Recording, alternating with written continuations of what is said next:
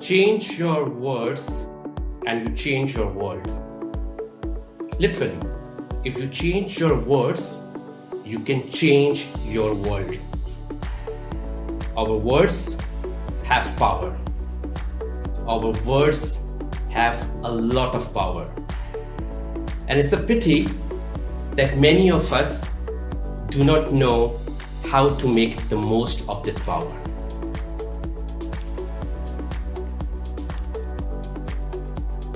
What did you see on the slide right now? There are two numbers, 65 and 35. Any ideas? What do these numbers represent? If you have any thoughts, any ideas, please share them through the chat section or through the comment section on the Facebook Live. I'm keen to understand what do you think these numbers actually represent. And while you share your thoughts, let me give you some context. There was a research which was done by Forrester a while ago. They surveyed executives across different companies, across different verticals. And the survey concluded that 65% of the executives give businesses to companies who establish the buying vision. So 65% of the executives give businesses to people who tell them why they need to change. People who tell them if they are missing any revenue opportunity, if they have a pain or a problem which they are not aware of. So they give businesses to vendors who establish this buying vision, who tell them why they need to change. The survey also concluded that 35% of the executives admitted that they put all the vendors in a bake-off, where every vendor has to prove why they are better than others, what sets them apart, what are their USPs, so they have to tell about themselves. You know what? What is the big problem? What is the biggest problem with sales? Most of the sales folks only focus on this 35%. Most of the sales folks only talk about themselves. Most of the sales folks only boast about themselves. You cannot sell yourself when you have not sold the buying vision. You cannot sell your product when the pain is not known. You cannot sell your solution when the problem is not identified. I always like to give an example that is just like when I'm fit and healthy and someone tries to sell me a paracetamol. Why should I care about paracetamol when I am fit and healthy? But that discussion becomes very relevant when I am sick and having a fever. The same also goes in businesses. You have to establish the buying vision before you can sell yourself. The two conversations, why change and why you, both are important and both need to take place in a sales cycle. But why change needs to happen first before a why you conversation takes place. And this is where most of the sales folks do wrong. And this is where most of the sales folks lose against the status quo. And that is important to understand. Most of the time, we don't lose against the competition. Most of the times, we don't lose against a competitor.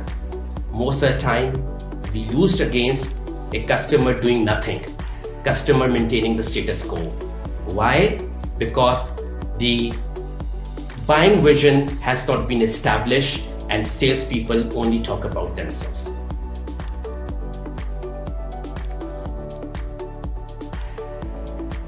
Today, I'm going to focus on power messaging.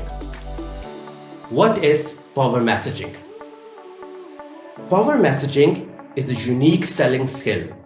It's a unique selling skill which is based on the science how brain makes decisions. It is based on the science how your buyer makes decisions. And it's important. It's important for us to understand how our buyer is thinking. And if we understand the thinking process, we could change our messaging in a way that we could resonate well with the buyer. It allows us to make our conversations more compelling and more powerful, provided we understand the buying thinking process.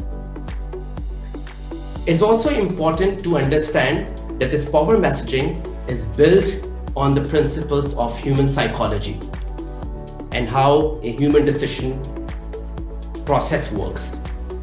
And we have seen in sales that people who have used this technique, they have resulted into deal sizes which were 2 to 3 times higher than the normal deal sizes. We have also seen sales who using this technique got into 40% better quota performance without using power messaging. So today in our masterclass, we are going to focus on the power messaging technique. As you can see, there are 6 key fundamentals of this technique. The first one is the message to the old brain. The second is avoiding the attention hammock. The third is using big pictures. The fourth is how to avoid objections by using objection reframing. The fifth one is using stories. And the sixth one is how to use you phrasing. For the sake, there are 3 main parts of a human brain.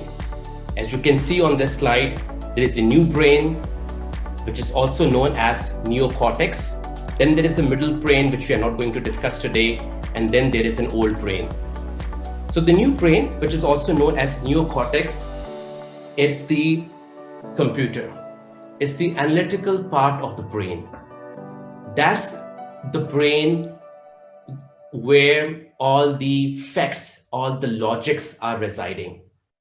It analyzes those facts and the logic to take calculated decisions. The old brain is, if you look at it, looks like a lizard, and therefore it is also known as the lizard brain. That's the part where all the emotions are residing, where all the feelings are residing. Why I am telling you all this? Of course, I don't want to make you a doctor, a medicine doctor. I am sharing with you because there was a research which happened in Harvard in 1990s. The research was done by psychologists, and that actually led to a concept of neuromarketing. And what this neuromarketing says, that is very important.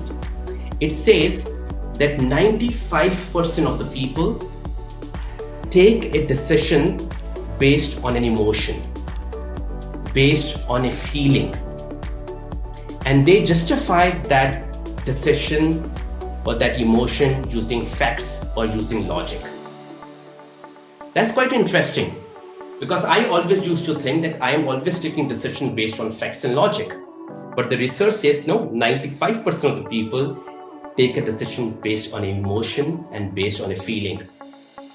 And where that feelings or emotions are residing, they are residing in this old brain, this lizard brain. So what does this tell us?